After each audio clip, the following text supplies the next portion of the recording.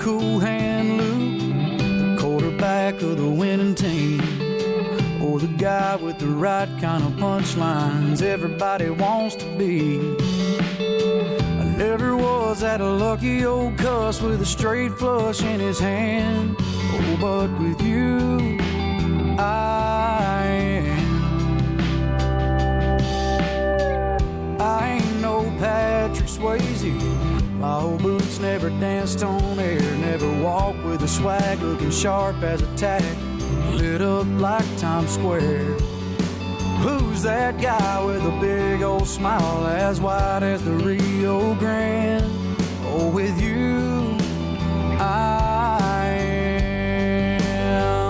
Your new album just did fantastic on the Billboard chart and the country charts. Debuted at number 2. Yes, sir. Yeah, and the new single doing well too? Yes, sir. We've had With You I Am was our first single. It was kind of it was crazy because it was kind of my last choice on the song, on the CD for a single, and it wound up being the first choice of the crowd. It kind of blew my mind, and I like getting outside my box though. So the new single is called Wild As You, and it's the follow-up single to it. And man, it's really taken. It's such a crowd pleaser at the live shows. Yeah. I mean, it's one of my favorite parts of the set, and you'll see that tonight. That when we kick off into that thing, it just kind of, you watch the crowd kind of explode. It's pretty cool. And they'll be mouthing the words, I'm sure. Oh, no, they'll be singing louder than me. The biggest problem I have nowadays is hearing myself.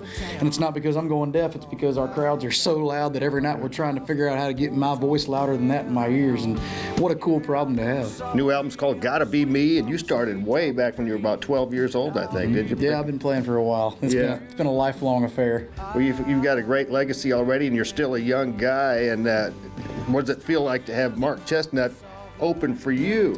I'm just glad he did it. You know, we've played some shows with guys like Mark and Tracy Bird, and man, what an honor it is. But the cool thing for me is, you know, these kids, and I'm 30 years old, but I say these kids that are, you know, from 16 to 18 years old up to 21, they call what I play real country music, or it's traditional country music. Right. It's really not that much different than the 80s and 90s era of country. There's just a little bit of rock and roll mixed in with mine. And I think that's the kind of the Chris Ledoux, the wild, kind of rowdy cowboy type thing, the Garth Brooks influence there. But I love watching kids that go early to the show and they see Tracy Bird and Mark Chestnut, and they know every word to every song. Sure. Every one of them. They just didn't know they did. Yeah. And it's kind of a really, really cool way to me to honor those guys and tip my hat and say thank you. And this is Concerts for the Coast. Yeah. I was hoping you'd ask about that. This is a great cause here, and the money tonight is going to hurricane relief. It is, and 100% of it. So this was when we played at Wolf Pen Creek Amphitheater in College Station. It was the week of Hurricane Harvey, and we had to move the show. Yeah. Once we had done that, my wife and I had spent some time working in some storm shelters and some places for the evacuees, taking supplies and distributing supplies and stuff, but you don't really feel like you're doing enough. I had friends that were going down on boats, and I couldn't get to them because all the roads to them were closed. So me and my manager, Howie Edelman, who I give 100% of the credit to on this deal, started talking about what can we do. We're not J.J. Watt. We're not going to be able to raise $50 million or whatever he raised. $37 million. Yeah, it's crazy. So. Yeah. But what can we do? And we decided that through us and Brad Weiss, who was the promoter of the 50% of the promotion on the College Station show, that we were going to donate 100% of what we made. Fantastic. All the firefighters, all the paramedics, all the police officers that were there, all the vendors donated it. And we wound up raising almost $150,000 at that show. And we gave it 100% to this foundation. Tonight, we're hoping to raise between 100 and 150. Tomorrow night, we're going to be in Corpus Christi, and we hope for that amount. Honestly, probably a little bit more in Corpus Christi because of the amount of people we can get in there. You're close to Rockport where the storm came in. Well, that's what my next point was, is we're not just going to give this money to the Red Cross. We're not going to give this money, and I'm not saying anything bad about any organizations. Yeah. We are actually going to personally document this stuff on the internet, on our Facebook, and on our socials of where this money goes. We're going to take checks directly to the mayor of Rockport, to Port Aransas and Port O'Connor and Beaumont, and places that were really affected that I feel like didn't get enough recognition. I feel like they didn't get enough help. So we're going to try to give back to these southeastern coastal communities.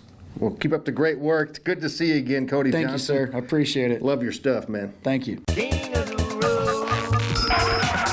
Here comes this week's Honky Tonk Texas Fabulous Flashback. Up here in this cell for eternity.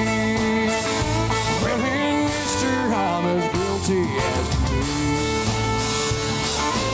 as Cody Johnson, you kind of had a beginning sort of like Chris Ledoux, because he did the same thing, selling CDs out of the back of his car and hitting the rodeos. Huh? I didn't realize that at the time. You know, I'd always grown up, you know, Chris was a big influence on me, but I didn't realize that he had come from such a humble upbringing as far as financially and had to do that.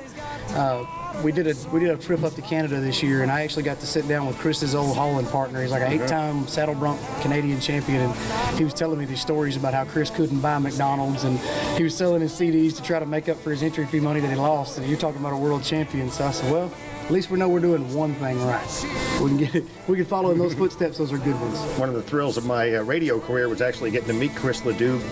You're kidding. This was probably 10 years ago, just before he passed. See, now I'm a little jealous. Oh. Well, there's nothing to be jealous of. I was in a kind of a cattle call, you know, like they do at the backstage areas. But another cool thing is you were actually a prison guard, weren't you? For the Huntsville prison? Yeah, and people say that all the time. There's like 7 within the city limits there, and like I said, I grew up around a prison farm, and the only thing that bothered me about working there and quitting was going to shows afterwards. First time we went to Amarillo, I heard, "Look out, boss." Turned around, and it was 2 guys that had worked for me in the field. Woman, she won't cheat again on me. See, brother, now I've been down and I've been out, and I know how it feels. King of the road. That was this week's Honky Tonk Texas Fabulous Flashback. Honky Tonk Texas in Silsbee is the Southeast Texas headquarters for live music, dinner, drinking, and dancing. Honky Tonk Texas features a steady stream of the best live entertainment in the Lone Star State. Come scoot a boot and shoot some pool or shuffleboard.